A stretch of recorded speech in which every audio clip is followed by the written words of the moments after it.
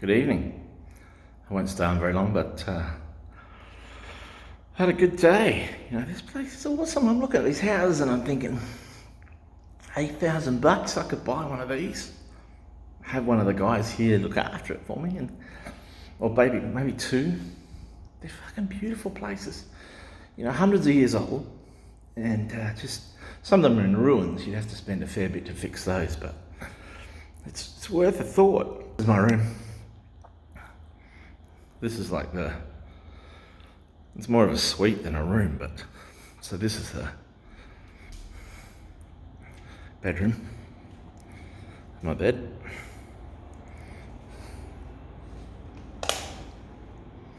Bathroom, pretty awesome. I got like my snorkeling shit everywhere, drying out, so I want to put it all away. Download my cameras now. But it's been a good day. I was like, the places. I went out on a boat on like a dhow, did a bit of snorkeling. I'm kind of burnt. I thought I'd put enough on, but every time you go in the water, it washes off, so I'm a bit burnt. Chocolate on my lip, disgusting. Anyway, so the roof, hang on, show you. High ceilings, mosquito net. I don't think there's any mosquitoes in here. At least I didn't get bothered last night. But so it's a great place. About $90 a night, and I think I put some pictures up yesterday, the pool and all the rest of it. But so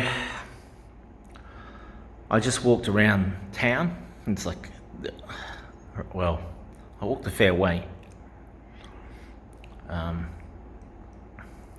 Firstly, I went looking for a place called Sarah's Place. It's supposed to be a good restaurant, but it was closed, so I kept walking.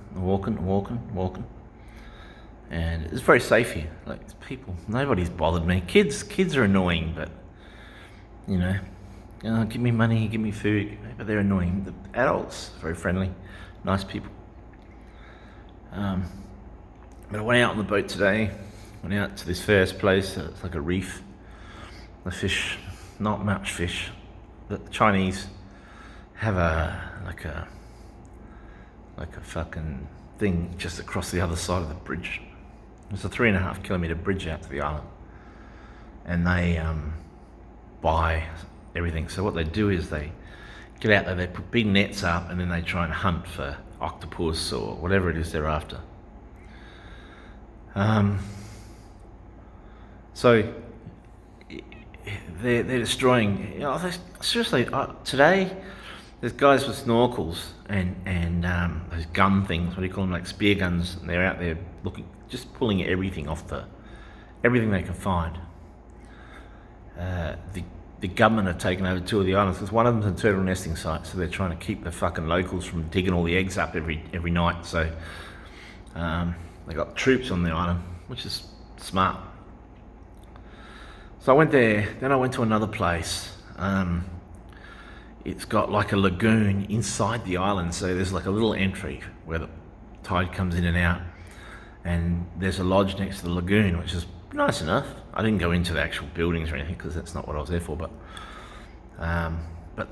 it's fucking great fun just paddling around with your snorkel and just seeing all these fish there. But the problem is that since COVID and all the people disappeared, all the tourists disappeared, they've been sneaking in there at night and netting everything they can get their hands on. So they have security guards there, but it seems that they've lost a lot of their stock, a lot of the fish. I haven't seen any fish that big for a while, but then we went out to another place near the island where the turtles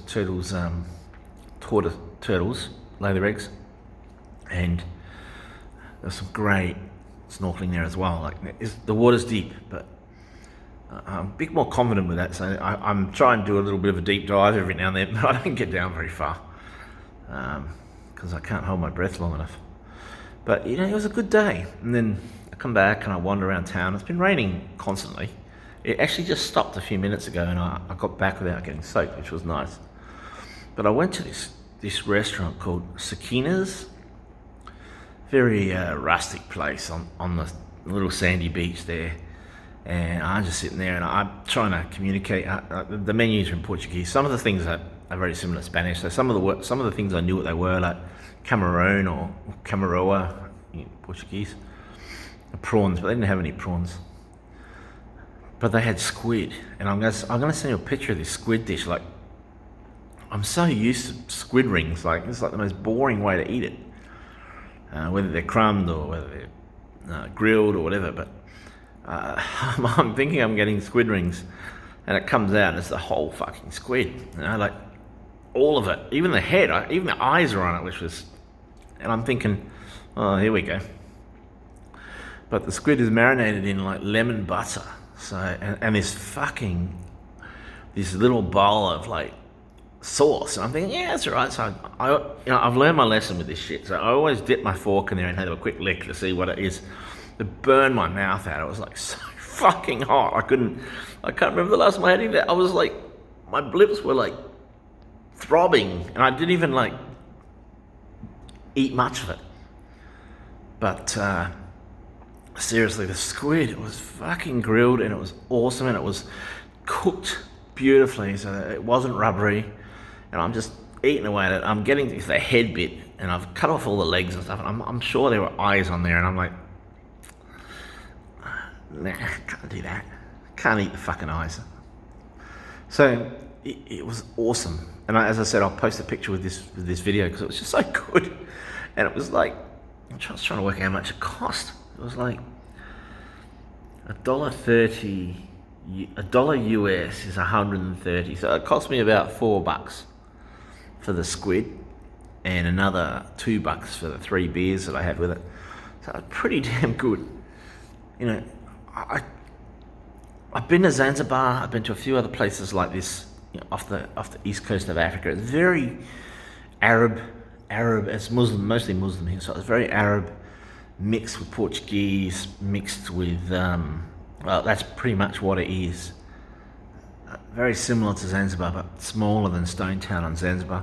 The whole island is quite small, but friendly. But the kids are annoying, but for the most part, it's really cool. And I'm looking at these houses, these old 500-year-old Portuguese houses that are massive, and I'm thinking, if I could get one of those, I could set up a little business here, buy the house, buy the one next door. It might cost me 15 grand or something for the two. Set one up in the front, set up a little restaurant bar area. There's four other Australians that live here. I might try and see if I can track them down and ask them what the rules are on property purchase. But 15 grand for two massive houses, turn them into B&Bs, and maybe put a little supermarket one, because supermarkets don't exist here. So you're paying for God knows how old the shit in these little booth shops are. But anyway, it's just a really nice place, and it's just so rustic and so calm and easy to wander around at night. The people are nice. There are no tourists here, of course, so I'm like the local oddity. But it's just great. I like it. Anyway, getting back, so it's been a good day. I'm about to download my photos. I might load some pictures up tonight because it's still reasonably early. So yeah, it's been a good day. Mozambique is kind of awesome and not so touristed as maybe Tanzania or Kenya. So anyway, it's been a great day. I'm not sure what tomorrow I'm going to do the historic tour. I could probably walk around the whole island in a few hours and see everything, but I don't know what they are. So I figure, it costs fuck all. So I'll go and get a guide to take me around in the morning. And the rest of tomorrow I'll just bum around. So Monday morning I've got to ring the clinic and make an appointment for Tuesday. And then I want to plane to Rwanda. Yeah, no gorillas. Rwanda charges a horrendous amount to see the gorillas, but I know that you can, which is surprising because I thought they would they would shut that down because of the potential to cross for COVID to cross into the gorilla population. I know it's happened in a zoo, so it could potentially happen here, but I don't know why they're risking it. So that's the plan. Maybe 7 or 8 days in Rwanda. I don't have to be in Dubai until like the 12th of April, so Rwanda is a plan. And then I'm thinking Comoros for maybe 8 days. So that's 18 days, so that'll take me through to, what's the 10th? 28th of March. Malawi is still closed down. I'm not confident I'm going to get in there at all. So I thought maybe look for an easy place like Cameroon is easy to get into. Maybe I'll go to Cameroon or anywhere in West Africa, because from Rwandan Airlines go into all these different places. So Chad, wherever I can get into that's not too dangerous and is not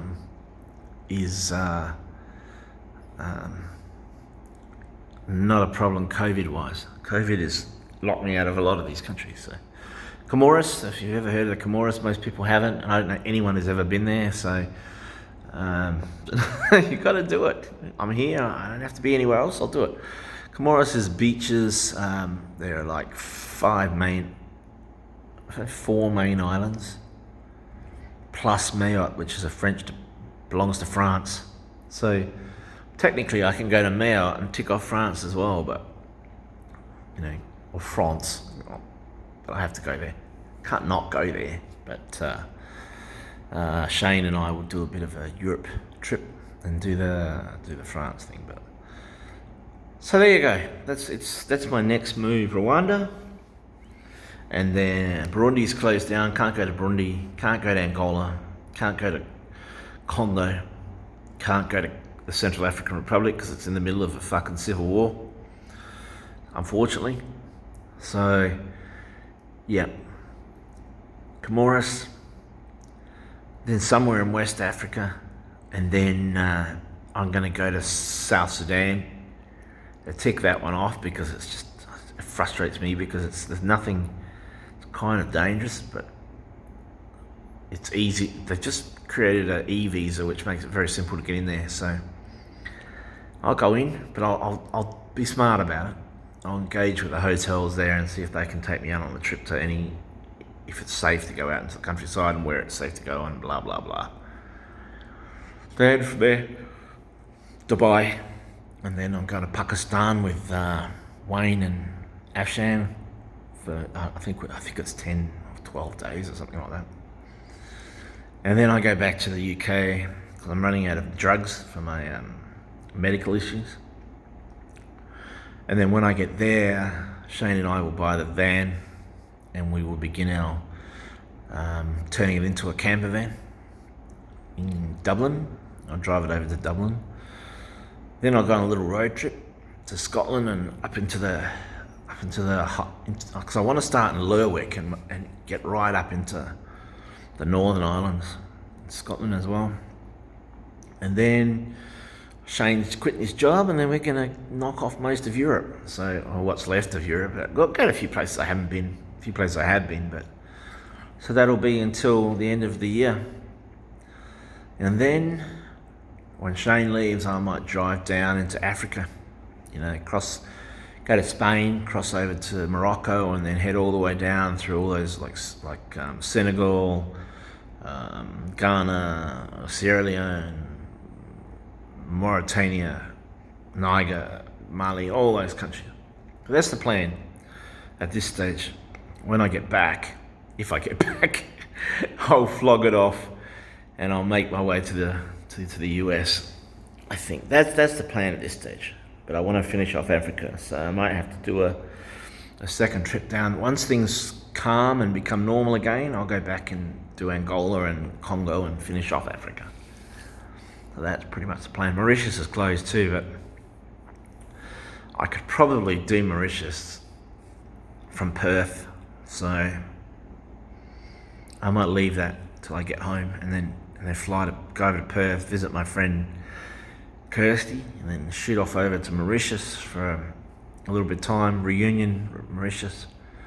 There's another island, Rodriguez. I'll go there as well, and then it's possible from there to get on this French Antarctic ship that goes down to the French Antarctic islands there. Like, it's a 20-day trip, I think, and it costs about, last time I looked, it cost about 6,000 euros. It's not cheap to do, but I might as well. And after that, Christmas Island maybe, but that's way down the track. Anyway, that's a long video. Apologies, but I start to rant when I'm working out my next destinations. Sorry, I should have said at the start. COVID, travel with COVID, volume, I'm just going to make this up, 19. Okay. Hope everybody's well. Good night.